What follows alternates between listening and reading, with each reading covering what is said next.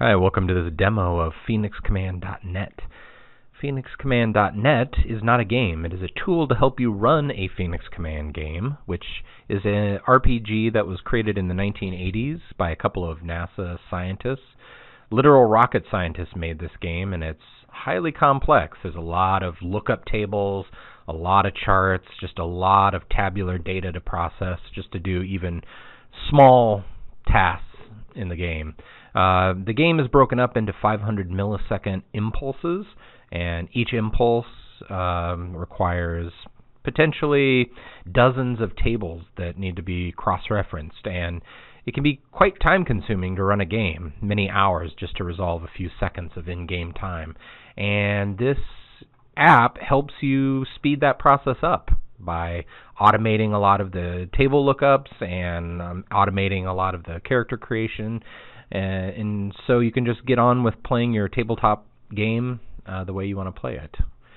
So to get started, first you'll have to sign in. It does require authentication. Currently, it's only Google authentication. That will probably change sometime in the future, but for now, you need a Google account. Just sign in with Google, and that will log you in to the application. And once you're in here, you'll have a list of games. I've already got a few started. You'll have a list of tools that you can use.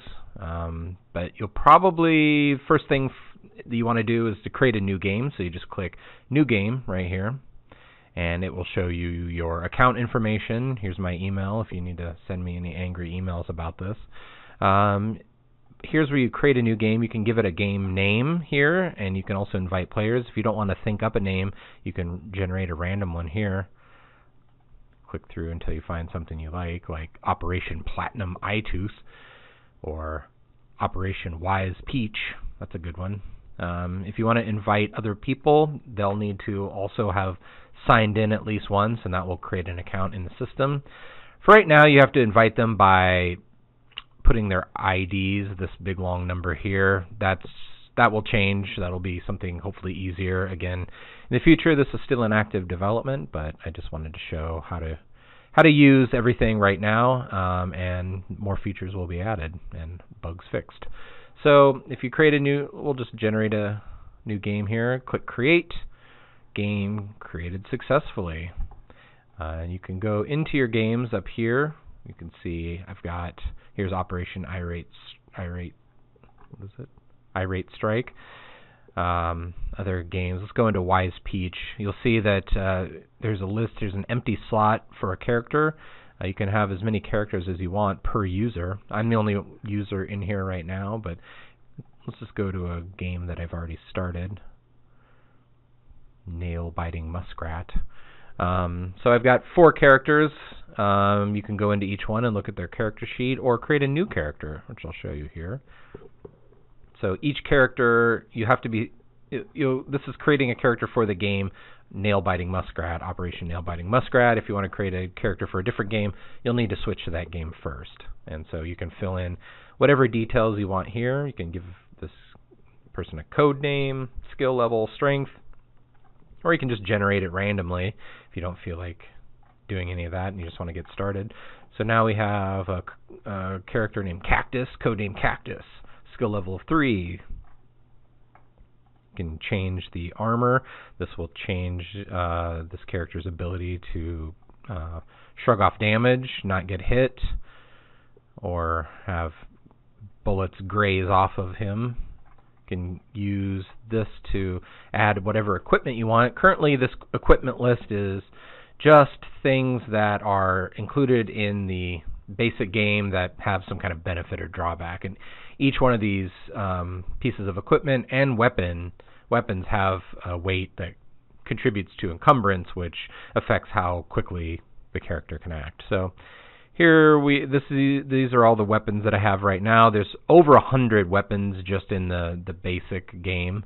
I've only added, just a handful here just to get started. I've added at least one of each type, so an assault rifle, a pistol, a machine gun, a submachine gun, a grenade launcher, and a shotgun. And so we'll give Cactus an AK-47, an Uzi, this Chinese pistol here, Type 51.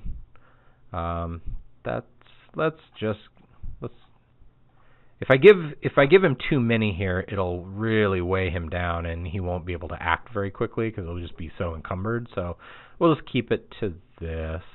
There. Character created successfully. So if you go back to Operation Nail Biting Muskrat, the game page, you'll see I now have Cactus on here. If I go into Cactus, here's the character sheet itself. Stats, weapons, currently gear and actions there's nothing in those. That will hopefully change soon as I add more features. But for right now, it's just stats and weapons. You'll see the strength, intelligence, everything here, and then some computed values that, again, take quite a while in the game to do it manually, but this all happens automatically for you. So your skill accuracy level figures out the number of combat actions, accurately spreads those combat actions across all impulses, figures out knockout value, etc. So status, alive, disabling injuries, and then from here you can change the character's cover. So right now, standing exposed, you could set him to be running, you could set him to be firing over, and this is all updating in the database, so if you come back it'll be set to whatever you had it at. Firing stance true, position, standing, make him standing, keep him standing. Okay. If we go to the weapon sheet, here's a list of all the weapons that we gave Cactus. So here's that AK, here's that M79, here's the Type 51, there's the Uzi. And for each weapon, you've got all the stats that you need. So number of rounds loaded. You can change the ammo type from here. Here's full metal jacket, jacketed hollow point, armor piercing. So you can set that here.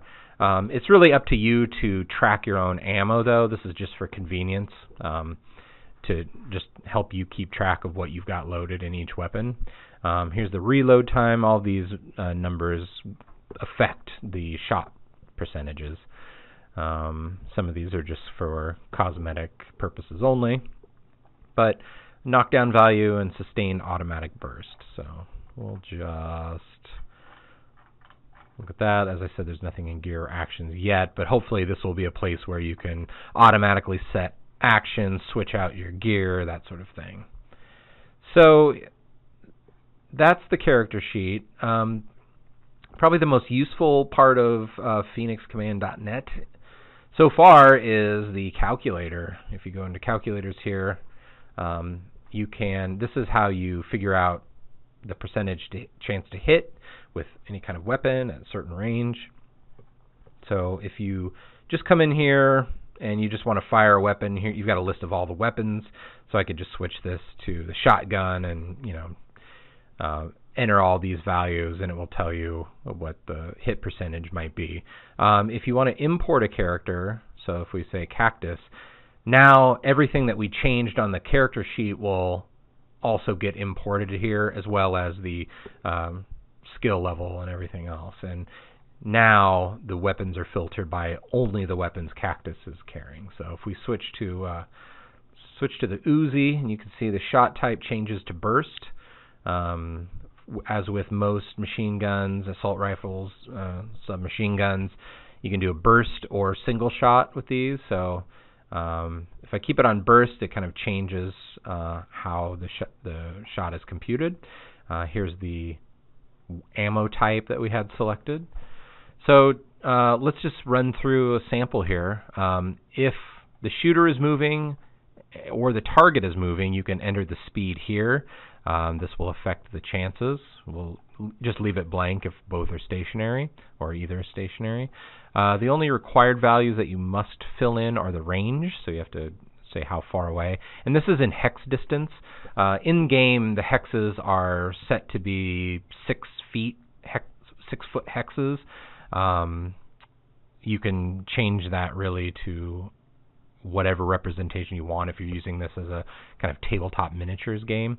So we'll say 12 hexes, which might be 12 inches. You might be using hex as an inch. So here's 12. The aim time, this is how long you want to spend aiming. And if you know how to play Phoenix Command, it varies the accuracy varies based on how long you aim, but it's hard. It takes more time. So if we do 4 combat actions, for this particular character, that will take 1 full phase.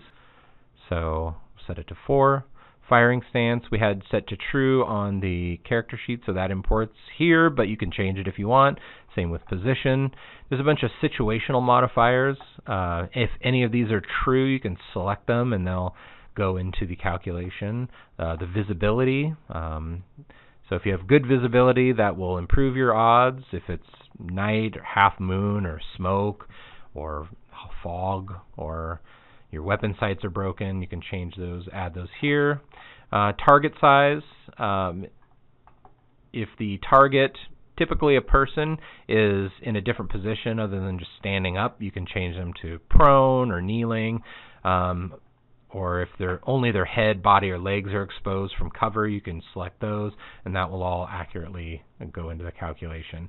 Alternatively, you can just set a diameter in feet. So if you just want to set that as a size instead of a condition like this, you can set that here, and this will override anything you've got selected. So I could just set that as like 2-foot diameter target, and that will accurately update in the calculation. So let's say, looking over around, it's dusk, and yeah, that looks good. So if you've played the game, you know just this would have taken maybe 10 minutes to do, and that's every time you want to shoot a weapon. So you see how long this can take. But once you get using this app, you can do this in just a few seconds. It's really not hard. Calculate. All right. Burst elevation chance, 52% chance for the burst from the weapon to be at the right elevation. That doesn't mean it necessarily hit, just that you've got it at the right elevation. That's just how Phoenix Command works. Number of targets, we're just going to put in as 1 for now. As with any burst weapon, you can hit multiple targets, and it'll handle all the targets correctly. Actually, let's just do 2. We'll say there are 2 targets, and you need to put in an arc size. So with any burst weapon, you can sweep your weapon across an arbitrary amount of hexes. There's a minimum arc here of 0.2, and that's all based on the weapon and the range. So if you were just sweeping across the huge plane, you could put in 6 or 7, whatever. For this, we're just going to keep it real tight. We're going to do 0.2 with 2 targets. We're going to fire the weapon. Wrong elevation. Oh, we missed. And so we missed that 52% chance. And so every time you fire a burst weapon, or any weapon really, you have a sustained automatic burst penalty for the next shot. So your chances go down. So now it's 38% chance to hit, just because recoil and whatnot. So we'll try again. Fire weapon. We missed. Boom. There, we finally hit. And the number of bullets in each weapon for each burst is handled correctly. So for this, the first target had 3 hits. Second target had 2 hits. We're saying they both have clothing. We can change that here. So we'll say this target had light flexible armor, and this one had no cover. Let's see what happens. Calculate damage. All right, first target got hit in the eye, nose, and forehead for 0 damage, probably, and that's 0 damage because of the armor. Armor absorbed all of that damage. No recovery needed. Second got hit in the leg, thigh, flesh for 42 damage, 64% survival chance in 53 hours. Not bad, easily struggable. But you can change. So if we were to get first aid in time, that goes up to 91% chance. A trauma center, you're most certainly going to survive, almost certainly going to survive.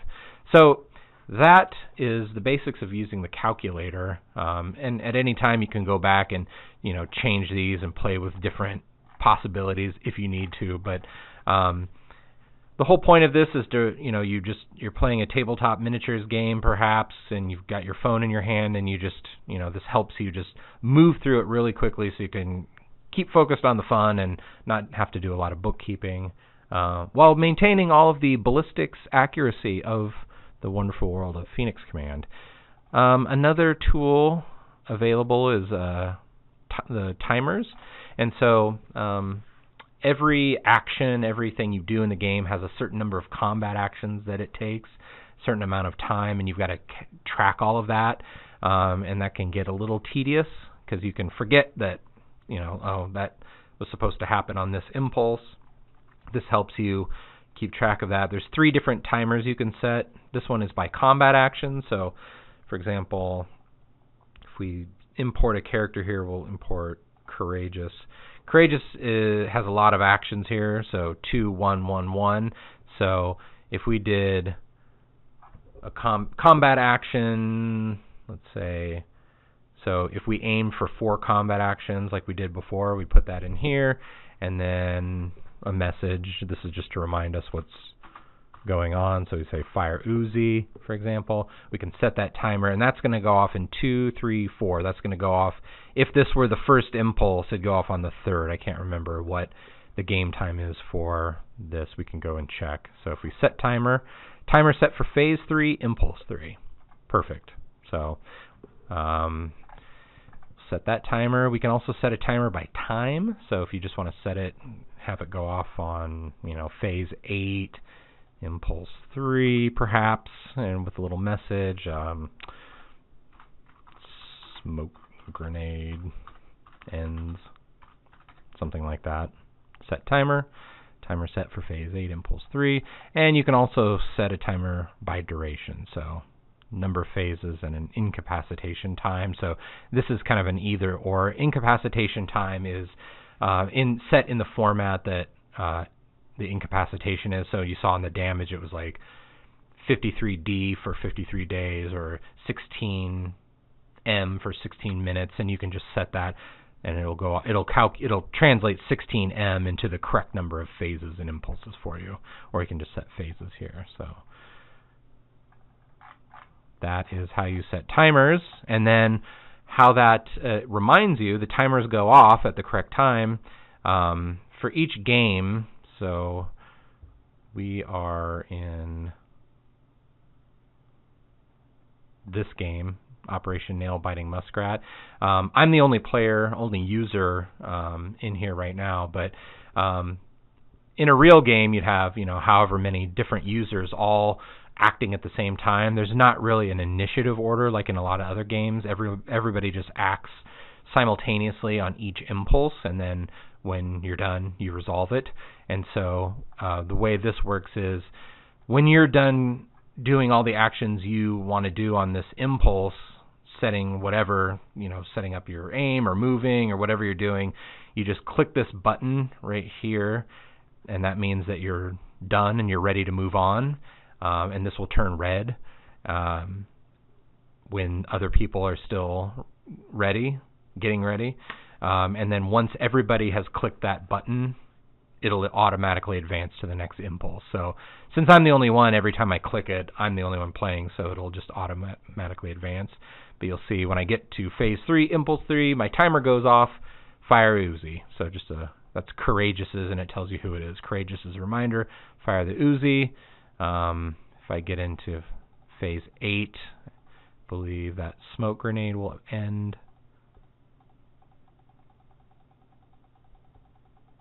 That might be a bug. Something to look at. Theoretically, that should work. So that is the basics. Let's see. Showed you a new game. Showed you how to create a character. Showed you. So if I create another character in here, there's Togo. We can just do this. Created successfully. And then we go into Wise Peach. There's Togo. All the Togo's weapons. And that is the basics of PhoenixCommand.net. More features to be coming, hopefully. Bugs, obviously. One timer bug already that I found that needs to be fixed. But it's a work in progress, still in development. So check back for regular updates. Hope you find it useful. Thanks.